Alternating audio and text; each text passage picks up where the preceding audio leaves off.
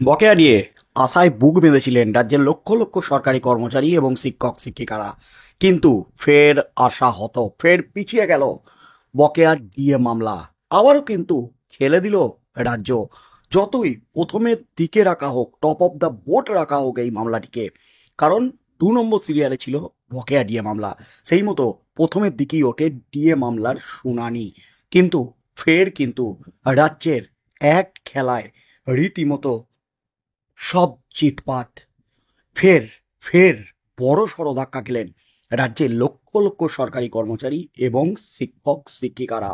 আবারও পিছিয়ে গেল, এই নিয়ে 17 বার পিছিয়ে গেল ডিএ মামলার শুনানি। তবে এর আগে যে কারণে ডিএ মামলাটি বারবার পিছিয়ে গেছে সেটা হলো সময়ের অভাব। কিন্তু আজ তো সময়ের অভাব ছিল না, আজ তো অঢেল সময় ছিল সুপ্রিম কোর্টের হাতে। কিন্তু ফেলে দিলেন রাজ্যের আইনজীবী। বকেয়া ডিএ মেটাতে গেলে 42,000 কোটি টাকা লাগবে রাজ্যের। যেহেতু এত কোটি কোটি টাকার ব্যাপার, তাই ডিএ মামলার ক্ষেত্রে বিস্তারিত শুনানির প্রয়োজন। আর বিস্তারিত শুনানি করতে গেলে সময় সাপেক্ষ ব্যাপার। তাই এর আগে যতবার 16বার যে ডিএ মামলা পিছিয়ে গেছে, সেটা কিন্তু উঠেছে একেবারে শেষের দিকে সারিতে রাখা হয়েছিল। 55, 56, 58, 60 সিরিয়ালে ডিএ মামলাটি রাখা হচ্ছিল। কিন্তু কিন্তু সব থেকে চাঞ্চল্যকর ব্যাপার হলো 17 নম্বর বারে ডিএ মামলাটিকে রাখা হয়েছিল টপ অফ দ্য বোর্ড, একেবারে সামনের সারিতে। যখন আশায় বুক বেঁধেছিলেন রাজ্যের লক্ষ লক্ষ সরকারি কর্মচারীরা, কিন্তু সিঁদুরে মেঘ একটা ছিলই। সিঁদুরে মেঘ কিন্তু দেখেছিলেন শিক্ষক নেতৃত্ব থেকে শুরু করে সরকারি কর্মচারীদের নেতৃত্বরা। তারা কিন্তু সতর্কবার্তা আগেই দিয়েছিলেন। আর সেই সতর্কবার্তার মতোই কিন্তু অবশেষে ফের নয়া চক্রান্তে চুরমার আশা রাজ্যের লক্ষ লক্ষ সরকারি কর্মচারীদের। সেই 2016 সাল থেকে যে লড়াই চলছে আদালতে, ছবার বিভিন্ন আদালতে জয়লাভ করেছেন। সুপ্রিম কোর্টের জয় যখন সময়ের অপেক্ষা, ঠিক সেই সময় কিন্তু বাধা হয়ে দাঁড়ালো। আবারও রাজ্য ফের পিছিয়ে গেল বকেয়া ডিএ মামলা। ফের সুপ্রিম কোর্টে পিছিয়ে গেল বকেয়া ডিএ মামলা। পরবর্তী শুনানি হবে 14ই মে। স্বাভাবিকভাবেই শুনানি পিছিয়ে যাওয়ায় হতাশ কর্মীরা। উল্লেখ্য, কেন্দ্রীয় হারে বর্ধিত ডিএ সমতুল হারে ডিএ পাওয়ার দাবিতে রাজ্য সরকারি কর্মচারীদের দীর্ঘদিন ধরে আন্দোলন চলছে। তাই এবার শীর্ষ আদালতে বিচারাধীন। তবে বারবারই সুপ্রিম কোর্টে মামলা পিছিয়ে যাচ্ছে, সুপ্রিম কোর্টে তারিখ পে তারিখ। আর তার জেরে দিশাহীন হয়ে বারবারই হতাশ হয়ে যাচ্ছেন আন্দোলনকারীরা, আবেদনকারীরা।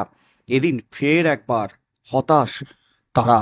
গত জুলাই মাসে ডিএ নিয়ে কলকাতা হাইকোর্টের রায়ের বিরুদ্ধে রাজ্যের করা মামলা নিয়ে দীর্ঘদিন ধরে টানাপোড়েন চলছে সুপ্রিম কোর্টে। সেই নভেম্বরে স্পেশাল লিভ পিটিশন দায়ের হলেও 2022 সালে দায়ের হলেও মামলার চূড়ান্ত শুনানি এখনও পর্যন্ত হয়নি। প্রথম শুনানিতেই মামলা থেকে নিজেকে সরিয়ে নেন বিচারপতি দীপঙ্কর দত্ত। ফলে মামলার নতুন বেঞ্চ গঠন করতে হয়। এরপর একাধিকবার মামলার বেঞ্চ বদল হয়। বুধবারও মামলার নতুন করে শুনানি হওয়ার কথা ছিল নতুন বেঞ্চে, সেটাও হলো না। ফলে হতাশ রাজ্যের লক্ষ লক্ষ সরকারি কর্মচারীরা। কিন্তু কি কারণে হলো না ডিএ মামলার শুনানি? রাজ্য কিভাবে খেলে দিল? কারণ রাজ্যের যে আইনজীবী অভিষেক মনু সিংভি, তিনি আজ সুপ্রিম কোর্টে উপস্থিত থাকতে পারেননি। অর্থাৎ একটা গুরুত্বপূর্ণ মামলা, যেখানে লক্ষ লক্ষ রাজ্যের সরকারি কর্মচারীরা জড়িয়ে আছেন, তাদের এই মামলার নিষ্পত্তি রাজ্য কি আদৌ করতে চাইছে, এই নিয়ে প্রশ্ন উঠে গেছে। রাজ্যের আইনজীবী ঠিক কেন এলেন না, কেন ডিএ মামলার নিষ্পত্তি হলো না, এই নিয়ে কিন্তু একটা ক্ষোভ বিক্ষোভ দানা বেঁধেছে রাজ্যের লক্ষ লক্ষ সরকারি কর্মচারীদের মনে আবারও। কারণ তারা যে সিঁদুরে মেঘটা দেখেছিলেন যে এবারও হয়তো রাজ্য খেলে দেবে, আর তাই কিন্তু এবারও খেলে দিল রাজ্যের আইনজীবী অভিষেক মনু সিংভি।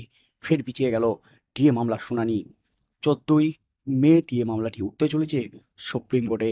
তবে 14ই মে উঠলেও এবারও যে 2 নম্বর সিরিয়ালে উঠবে তা নয়। 14ই মে মামলাটি উঠবে দুপুর 2টোর পর। সব থেকে বড় খবর উঠে আসছে সুপ্রিম কোর্ট থেকে, অর্থাৎ 14ই মেও যে শুনানি হবে না, সে ব্যাপারে কিন্তু এক প্রকার নিশ্চিত হয়ে গেছেন রাজ্যের সরকারি কর্মচারীরা। কারণ আজ যে সুযোগটা ছিল সেই সুযোগটা কিন্তু হাতছাড়া হয়ে গেছে। অভিষেক মনু সিংভি উপস্থিত না থাকার জন্য। আর এই সুযোগ হাতছাড়া হওয়ার ফলেই কিন্তু চরম বিপাকে রাজ্যের লক্ষ লক্ষ সরকারি কর্মচারী এবং শিক্ষক শিক্ষিকারা। তাই 14ই মে দুপুর 2টোর পর অর্থাৎ শেষ দিকে এই মামলার শুনানি ওঠার কথা। তাই 14ই মেও কিন্তু নিষ্পত্তি হওয়ার সম্ভাবনা কম, কারণ ডিএ মামলা নিষ্পত্তি করতে গেলে দীর্ঘ সময়ের শুনানির প্রয়োজন। আর যেহেতু একটা সময় সাপেক্ষ ব্যাপার, তাই 2টোর পর মামলার শুনানি রাখা হলেও 2টোর সময় যে এই মামলার শুনানি নির্ধারিত সময়ে উঠবে তার কোনো গ্যারেন্টি নেই। কারণ প্রথম থেকে যে সমস্ত মামলাগুলি আছে সেই মামলাগুলি শেষ করে করে শুনানি করে করে করে করে আস্তে আস্তে একটা দীর্ঘ সময় ব্যয় হবে। তাই 2টোয় মামলা রাখলেও এই মামলাটি যে 3টে সাড়ে 3টের আগে সুপ্রিম কোর্টে উঠবে না তেমন কিন্তু একটা ইঙ্গিত আসছে। তাই আগামী 14ই মে ফের যে বড় ধাক্কা আসতে চলেছে সুপ্রিম কোর্ট থেকে, এমন কিন্তু মনে করছেন রাজ্যের লক্ষ লক্ষ সরকারি কর্মচারী এবং শিক্ষক শিক্ষিকারা। এই নিয়ে সুপ্রিম কোর্ট থেকে বিগ আপডেট দিলেন রাজ্যের সরকারি কর্মচারী কনফেডারেশন অফ স্টেট গভর্নমেন্ট এমপ্লয়িজের আইনজীবী বিকাশ রঞ্জন ভট্টাচার্য। ঠিক কী কারণে পিছিয়ে গেল ডিএ মামলাটি এবং সুপ্রিম কোর্ট থেকে সর্বশেষ কি আপডেট উঠে আসছে, অবশেষে বড় বার্তা দিলেন বিকাশ রঞ্জন ভট্টাচার্য। শুনুন বন্ধুরা, বিকাশবাবু ঠিক কী বললেন। কেন হলো না আমাদের মাননীয় বিকাশ রঞ্জন ভট্টাচার্য মহাশয়ের কাছ থেকে আপনারা কর্মচারীরা শুনে রাখুন। আজকে মামলা 2 নম্বর আইটেমে শুনানির জন্য নির্দিষ্ট করা ছিল, কিন্তু সরকার পক্ষের আইনজীবী ডক্টর সিংভি তিনি এসে উল্লেখ করেন যে তিনি আজকে করতে পারছেন না, যেহেতু তার অন্যভাবে একটা পার্টার ম্যাটার চলছে, এবং পাশাপাশি তিনি এটাও দাবি করেন যে মামলা জুলাই মাসে রাখা হোক। আমরা তীব্র আপত্তি করাতে মামলা আগামী 14 তারিখে আমি দাবি করলাম যে আগামী সপ্তাহে রাখা হোক। আগামী 14 তারিখে 2টোর সময় ফিক্স করা হয়েছে, আর কোনো রকম নড়চড় হবে না। তো বন্ধুরা কি বলবেন, সুপ্রিম কোর্ট থেকে আজ যে ভয়ঙ্কর আপডেট উঠে এলো, এটা কি নতুন করে কোনো চক্রান্ত, নতুন করে কি কোনো ষড়যন্ত্র ডিএ মামলা পিছিয়ে দেওয়ার জন্য? কারণ এই নিয়ে 17 বার পিছিয়ে গেল রাজ্যের সরকারি কর্মচারীদের ডিএ মামলা, এবং এভাবে যদি বারবার পিছিয়ে যায়, কারণ ডিএ মামলা লড়াই করতে একটা ব্যাপক অর্থের প্রয়োজন। রাজ্য সরকারি কর্মচারীদের কি এভাবে চক্রান্ত করে তাদের পর্যুদস্ত করে দেওয়া হচ্ছে, যাতে অর্থাভাবে রাজ্যের সরকারি কর্মচারীরা এই ডিএ মামলা আর চালাতে না পারেন? তাই কি যত দিন যাচ্ছে প্রত্যেক শুনানিতেই একটা না একটা কৌশল বার করে এই ডিএ মামলা আটকে দেওয়া হচ্ছে? বন্ধুরা, আপনারা কি বলবেন, আপনারা কি ভাবছেন? আগামী 14ই মে কি এই ডিএ মামলার আদৌ শুনানি হবে? আপনারা কি মনে করেন, ডিএ মামলা কি নিষ্পত্তি হবে 14ই মে? আপনাদের মতামত অবশ্যই আমাদের কমেন্ট বক্সে কমেন্ট করে জানান। আগামী দিনে কি হতে চলেছে সেদিকেই চোখ থাকবে গোটা রাজ্যের।